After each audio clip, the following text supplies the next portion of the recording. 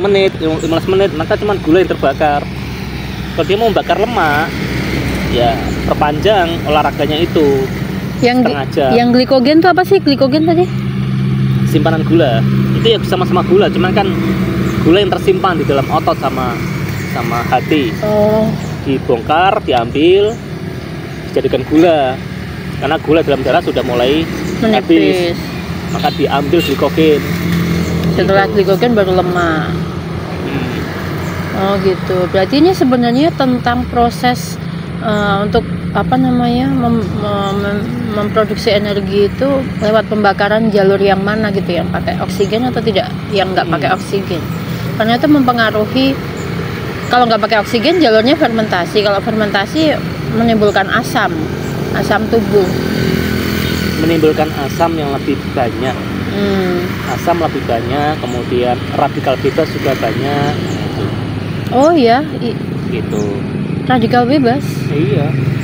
Jadi kalau anaerobik malah banyak sekali ya dampak buruknya. Banyak. Jadi kalau ngos-ngosan itu malah Nggak bagus sih, itu juga bagus. Iya. Nah sebenarnya radikal bebas yang dikeluarkan oleh tubuh itu bisa diatasi sendiri kan, di tubuh tuh punya antioksidan alami ya. Ada glutathione, ada SOD, itu alami. Jadi bisa diseimbangkan, diatasi gitu loh. Ada antioksidannya ada.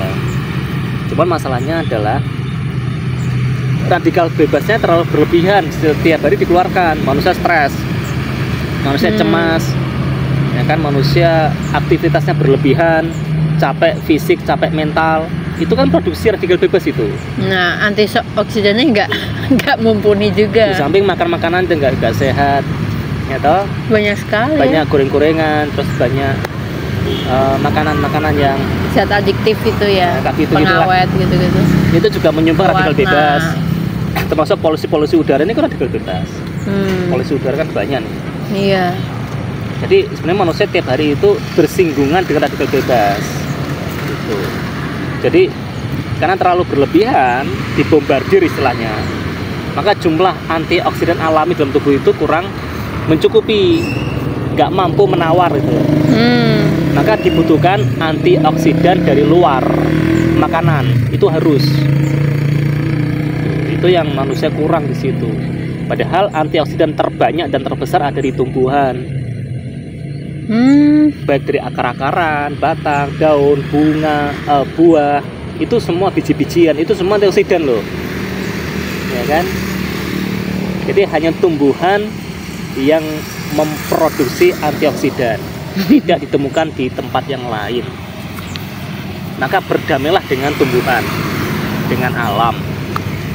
Gitu. Kau makan biji-bijian itu antioksidan, makan buahnya, makan kulitnya itu antioksidan, makan daun-daunnya juga antioksidan, ya kan? Akar-akaran, kan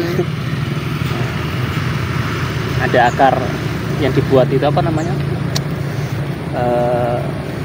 minuman tradisional, akar apa itu, akar-akaran itu juga ginseng. Antioksidan. Batangnya juga antioksidan.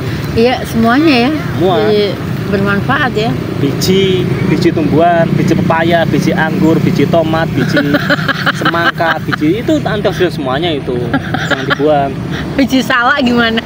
Kulit itu juga antioksidan itu kan gitu. Kulit semangka, kulit jeruk. Yang pasti jangan kulit durian.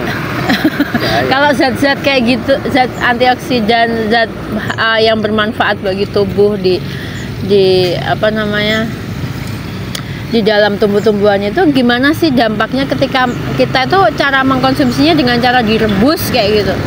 Itu tetap masih ada sisa-sisa kandungannya atau memang ya berapa persen yang terlebur gitu karena proses pemanasan yang terlalu tinggi tadi? Namanya juga raw food. Raw food itu kan mentah ya, materialnya mentah, bukan diproses.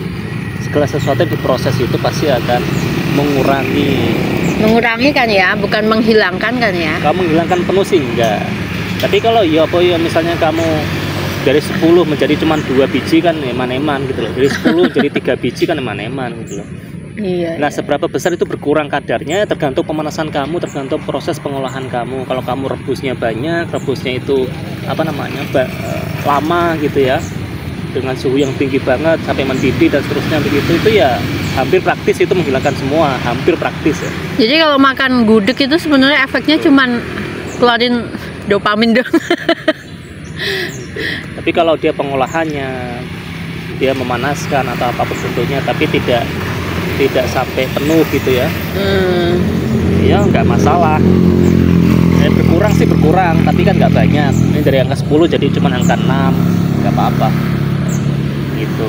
Tapi kalau memang lebih bagus ya mentahnya gitu loh. Kamu konsumsi mentah, kayak tersuplai semua gitu. Jadi sebenarnya aku tertarik banget soal tadi loh, jalur pembakaran aerobik dan anaerobik itu yang pasti banyak orang tuh kebanyakan lah nggak mudeng gitu hal kayak gitu itu. Jadi dipikirnya semakin keras berolahraga itu semakin baik gitu bagi tubuh, semakin cepat bakar lemak, semakin cepat ya, intinya untuk dia mencapai apa yang dia inginkan gitu ya. Ternyata malah justru dampak buruknya itu lebih besar ya. Anaerobik, anaerobik, aduh, terus banyak yang olahraga tuh sampai ngos-ngosan banget gitu, kayak misal lari atau apa namanya, sepak bola atau badminton, itu kan butuh energi tenaga yang ekstra banget itu. Intinya gini, kalau jalur anaerobik itu jalur shortcut gitu loh. Yang tidak pakai jalur resmi, tidak pakai jalur yang normalnya gitu loh. Artinya gini, kalau kamu nggak mau ngantri, kamu bayar calo. Nah gitu, mas kamu nggak mau ngantri Pertalite ya gitu. Karena tuh Pertamax itu nggak ada antrian, kamu bisa lebih cepat di sana. Tapi ada harga yang lebih mahal yang harus dibayar. Wah, nggak punya uang ya mas. Ya wis kamu antri di sini gitu.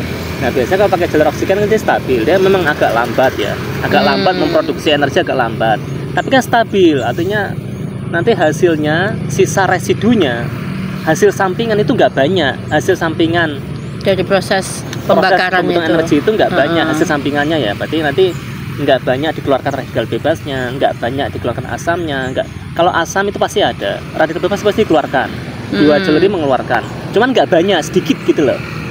Beda sama yang itu langsung bisa netralisir oleh tubuh. Tapi ketika hasil sampingan jalur metabolisme lewat apa namanya anaerobik, fermentasi, itu hasil sampingannya banyak. Memang itu lebih cepat ya, shortcut kan gitu.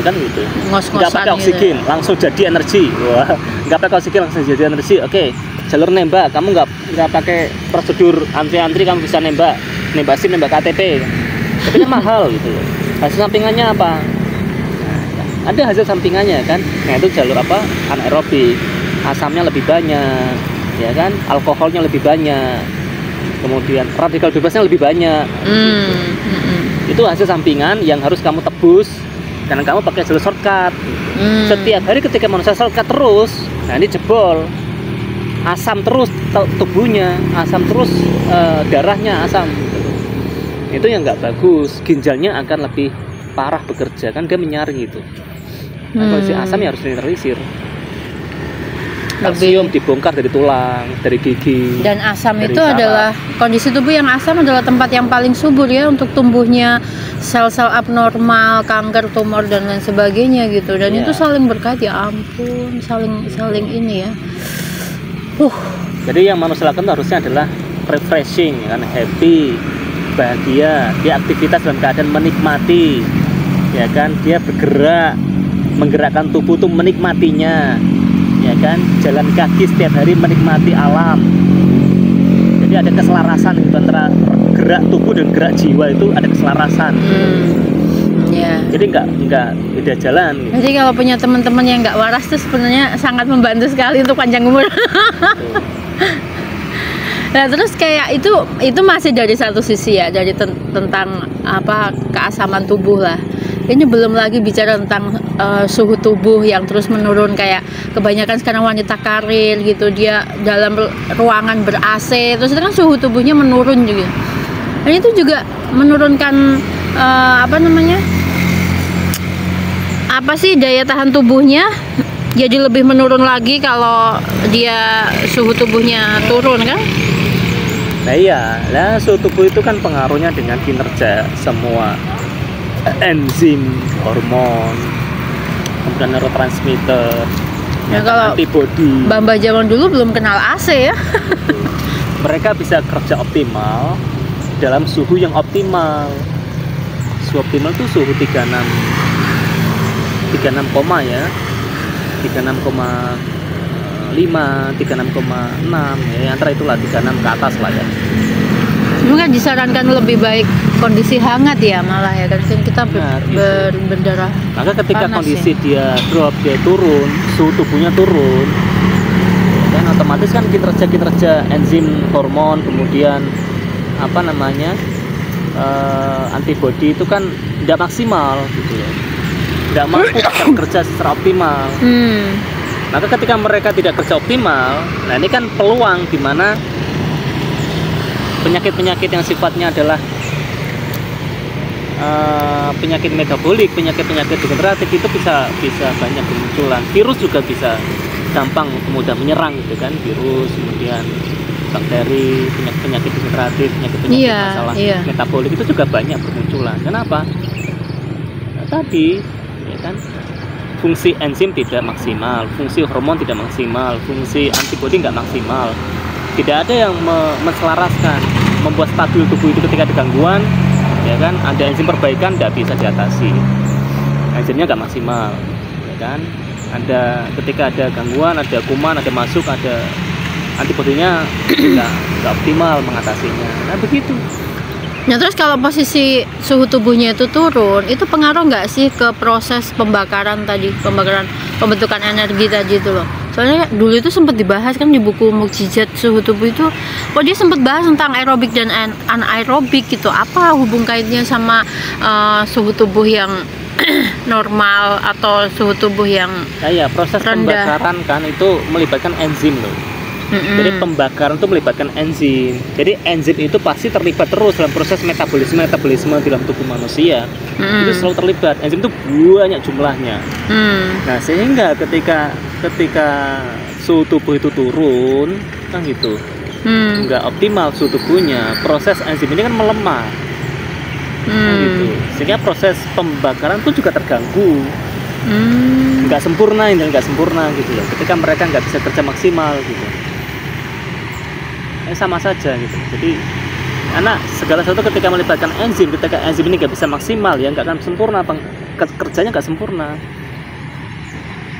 Ya tubuh itu kayak sebuah misteri gitu, banyak banget hal yang mungkin secara orang awam tuh nggak tahu apa yang terjadi dalam tubuhnya gitu ya.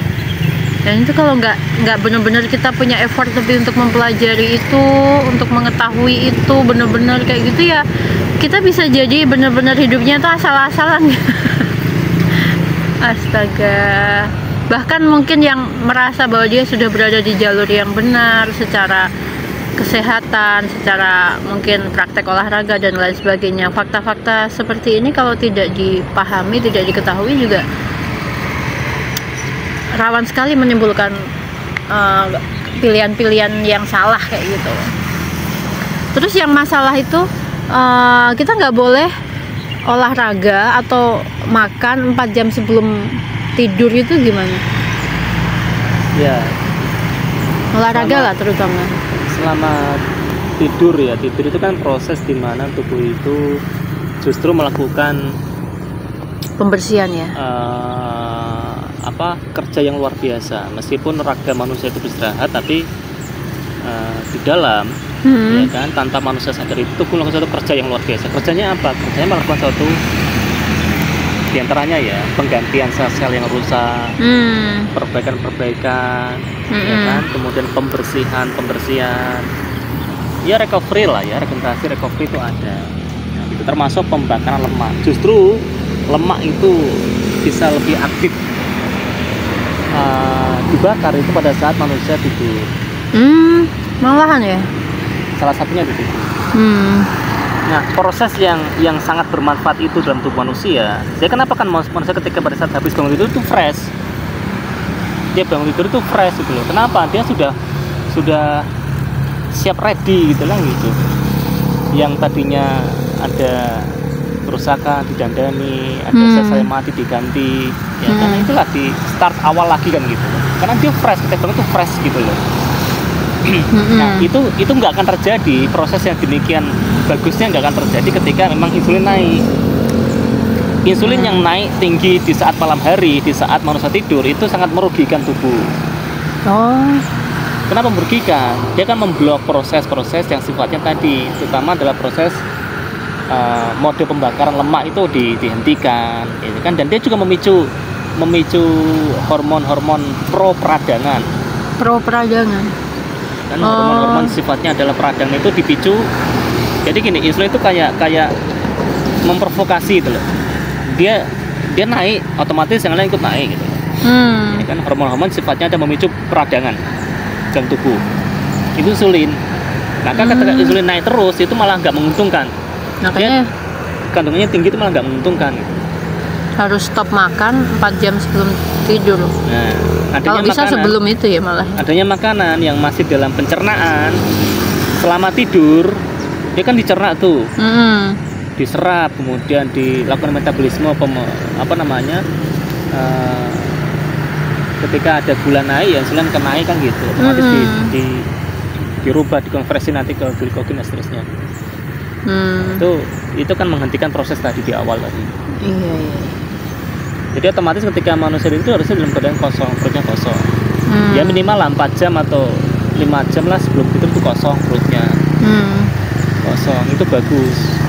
Makanya IF itu sebenarnya bukan hanya tujuan utamanya itu memang bukan hanya tentang BB ideal sih. Kalau aku pikir-pikir yang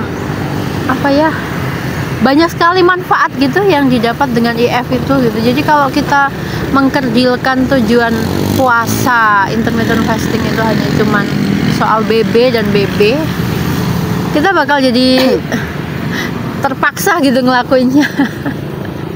Kalau kita punya pemikirannya lebih luas begini, pengetahuannya lebih luas gini kan secara otomatis pagi hari itu juga nggak boleh makan tahu alasan yang lebih ini. Pagi hari nggak boleh makan, habis bangun tidur itu nggak boleh makan.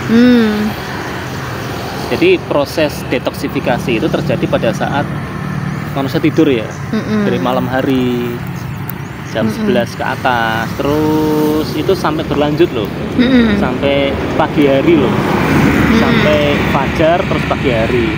Itu detox loh, detox liver, detox pencernaan, detox semua berlangsung sepanjang hari waktu manusia tidur sampai berlanjut pagi hari. Nah pagi hari itu ketika proses detoxnya masih berlangsung jangan dikasih makan, harusnya begitu, nggak boleh.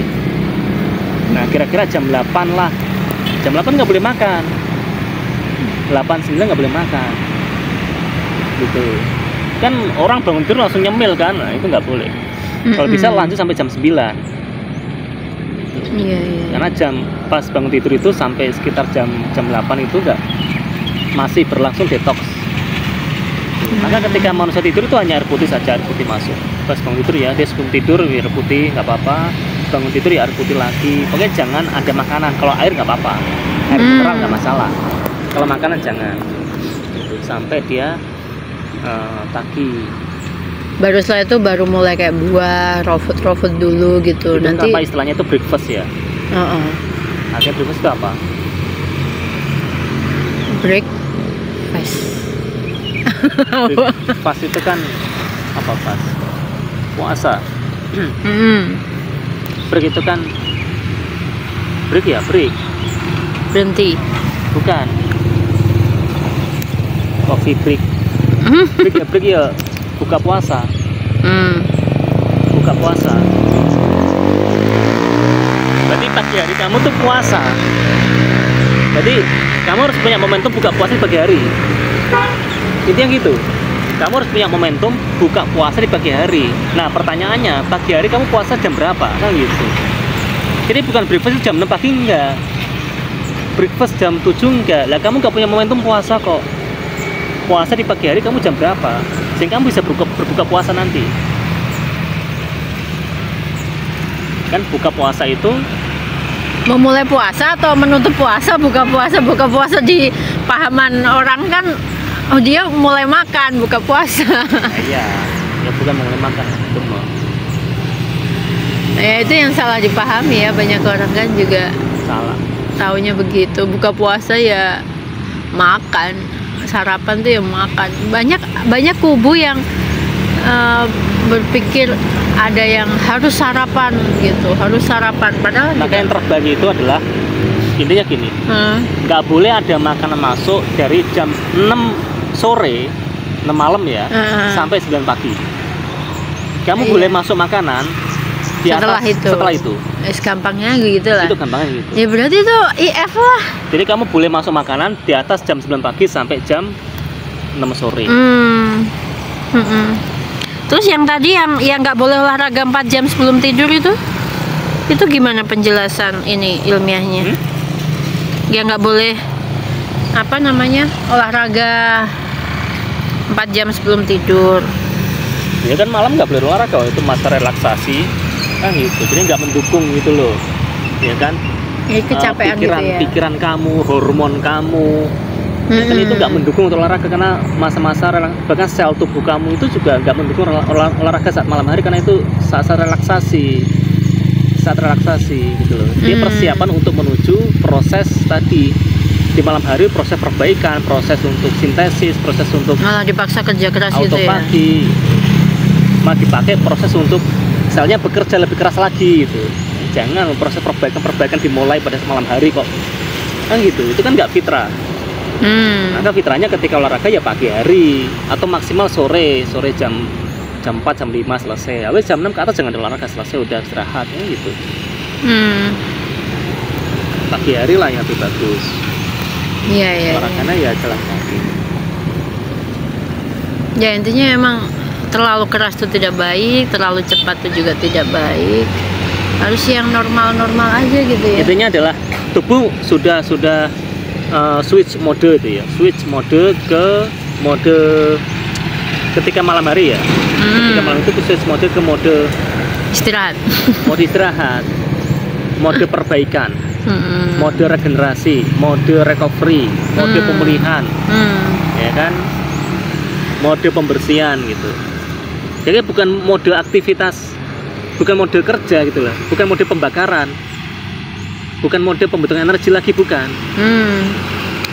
Iya. Jadi ketika udah switch mode, kamu paksa untuk mode aktivitas, mode latihan, nah itu kan terganggu gitu loh. Tubuh kan terganggu, dia bisa nggak untuk melakukan proses-proses tadi, proses penggantian sel rusak, proses perbaikan, nggak bisa karena jadi kayak terhambat semua modenya gitu terswitch gitu loh. Seharusnya mode ini jadi switch mode lagi, mode perang lagi gitu loh. Intinya mode sehingga itu mode perang gitu kan, mode malam hari mode zikir gitu loh. Kalau sudah mau mode zikir diganti mode perang lagi, nah gimana nggak bisa zikir lagi kan? Dia perang terus tiap hari gitu, malam hari perang, siang hari perang gitu. Mode istighfar. Kapan zikirnya gitu loh. Astagfirullah. Itu contohnya begitu, ya kan? Iya. Kapan zikirnya? Tubuh tuh punya kemampuan tuh berzikir, berkontemplasi gitu. Kontemplasi. Itu kan memperbaiki diri, membenahi diri itu. Hibernasi. Itu malam hari gitu. Jangan modenya perang terus gitu loh ya. Makanya olahraga jangan di malam hari gitu. Sewak ya. Ya. Yuk, udah.